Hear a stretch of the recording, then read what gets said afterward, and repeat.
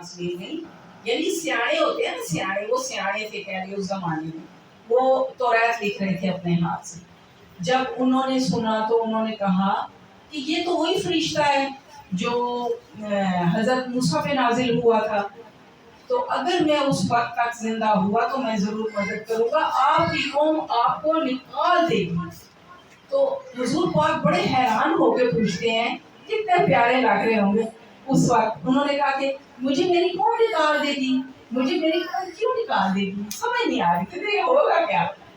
بہرحال پھر جو مشکلات کا سفر شروع ہوا نبی کریم صلی اللہ علیہ وسلم، وہ سب کو پتہ ہے. ٹھیک ہے، بیان نہیں کیا جا سکتا. سچی محبت کریں اپنے نبی سے، سب ٹھیک ہو جائے گا. اور ان 5 باتوں پہ عمل کریں. 5 باتیں جو ابھی میں نے آپ کو بتائی ہیں. حضرت خدیجہ نے ہمیں چارٹر دیا تمام مسلمانوں کو، امت مسلمہ کو صاف صاف بیان کر دیا کہ جس انسان کے اندر یہ 5 اصول ہوں گے اس کو بالکل سکون کے ساتھ زندگی کا سفر طے کرنا ہے، اس کو کوئی پریشانی نہ آئے گی، نہیں ہوگی.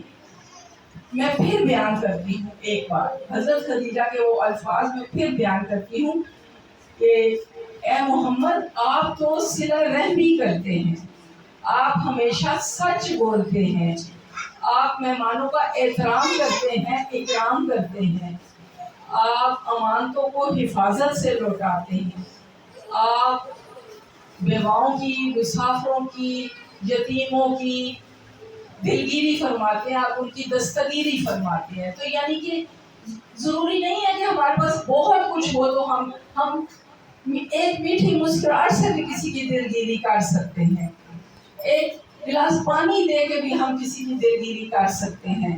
اس کو